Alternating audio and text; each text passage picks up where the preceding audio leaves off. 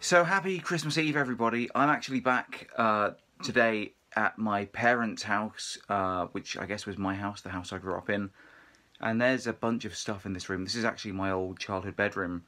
As you can see, there's a lot of boxes and stuff. A lot of it has been used by other members of my family since I left home about 20 years ago. And so there's a lot of stuff in here that isn't mine. There's also a few boxes and bits and pieces of stuff that I left behind when I moved to America last year.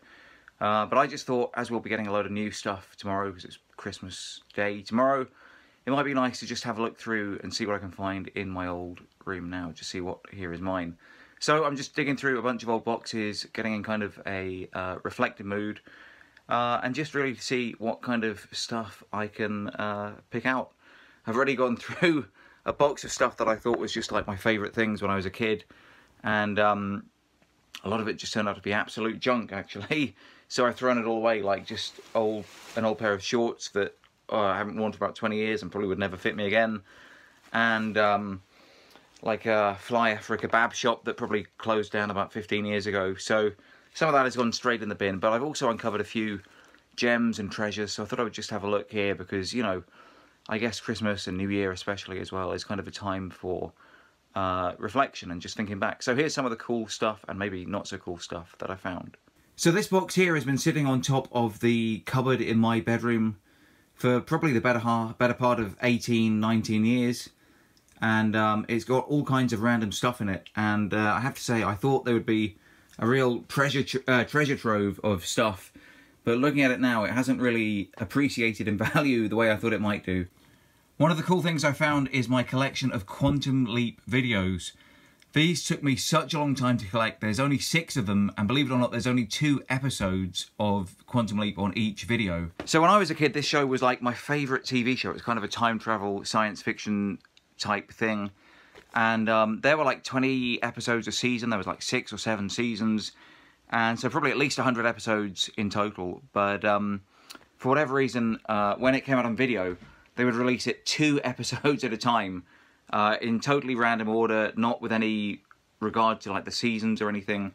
And they would cost like £18 each, sometimes as much as like £18 each. You'd pay £18 for 2 episodes. And out of 100 episodes that were recorded, at the end of it you would have like 12 episodes released on video. So, I don't know, I collected these incredibly diligently. They cost me like a lot of money at the time. And then just a couple of years later, DVD was invented, and you could suddenly buy, you know, the whole season for like £20 instead of 2 episodes for £20. And then a few years after that, Netflix and the like was invented. So now you can just get every single episode of everything forever, immediately, for free, to stream at your convenience whenever you want. And in fact, all of this physical media stuff is a thing of the past. So probably having kept hold of these for, you know, I don't know, since 1996 or something, I might just have to bin them now. I will look on eBay first to see if they're worth anything, but I'm suspecting they probably won't be. Another way that times have changed over the last 20+ years is in regards to music videos. Again, when I was a kid, you had to basically hope that if there was a music video that you wanted to see, you had to kind of hope that it would be on TV while you were watching TV. And hopefully that no one would speak over it at the end as well. We didn't have YouTube, obviously. That's only sort of 10, 11 years old. And even when YouTube started, you couldn't really get most music videos on it. But this particular song, Little Miss Can't Be Wrong by the Spin Doctors, I actually bought the VHS copy of the music video so I could see it. Which sort of seems insane today when you can basically watch any music video you like at the touch of your fingertips. But I've still got this, and I think I might hold on to it for a while longer. Or at least I'll certainly check on eBay to see if it's worth anything before I throw it out. Again, another cool thing that I found in this box of junk is this REM video. Again, there's a lot of like random bits and pieces of, I think it's like old concert footage and various TV interviews they did, and I bought it for £10 at the time, and this would have been a long time ago.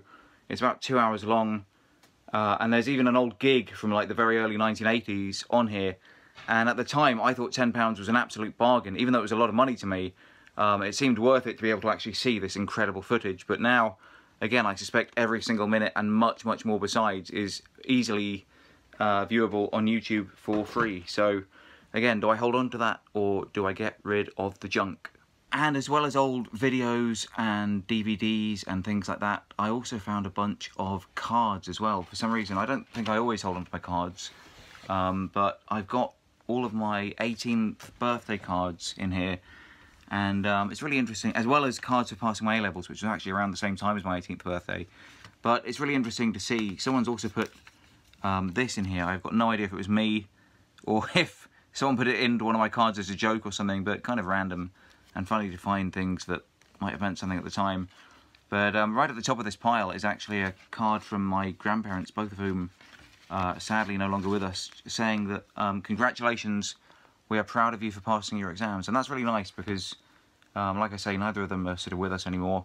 So it's cool to find this little reminder of them. I don't know if I'll hold on to it or not any longer, because I have got to kind of clear this place out while I'm over here. But it's interesting to see that. And as well as that, I got, you know, a bunch of birthday cards from friends and family, and congratulations cards on my exams. And it's funny because, you know, some of these people I'm still friends with, and, you know, some of them I probably haven't seen pretty much since my sort of 18th birthday. So that's kind of weird because, you know, since I was 18, I've probably lived in about 15 or 16 different places. I've moved country as much as anything else. So, you know, times do change and the people you hang out with change. But it's interesting to see kind of the cool stuff that you find when you're digging up through your old junk.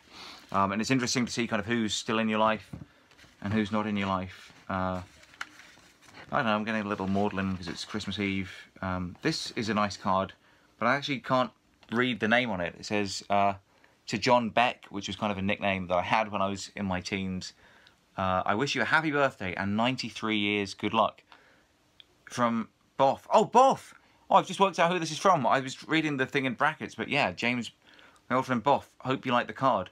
I've got no idea what 93 years is referencing, but I think this was a gag card to make me embarrassed. It's really funny now. I've just worked out who it's from, so I'm glad to still have that, but I will probably throw it away in a minute. But again, this guy I pretty much haven't seen since the day I left school, which is a shame because he was one of my best friends while I was at school. So just kind of weird how you lose touch with people. And again, another example of how times have changed for most of you guys watching, because when I was a kid, if you wanted to stay in touch with someone after leaving school or something, you'd have to make a real effort to do that. You know, you'd have to exchange addresses and phone numbers, and I didn't even have an email address until long after I'd left school, so that was not a thing. Now you're probably already Facebook friends with most of these people, if not all of them, and it's probably harder for you to lose touch with someone than to actually stay in touch with them. So that's a very different perspective on life than I've had, but it's interesting to me, perhaps only. Again, here is another Spin Doctors book, the guitar tablature and chords for Pocket Full of Kryptonite, which was, and I guess is, one of my favourite albums of all time. I got this for £18 when I was a teenager. In fact, I think it might have been one of my main birthday presents, because at the time there was just no way to find out how to play these songs if you enjoyed them.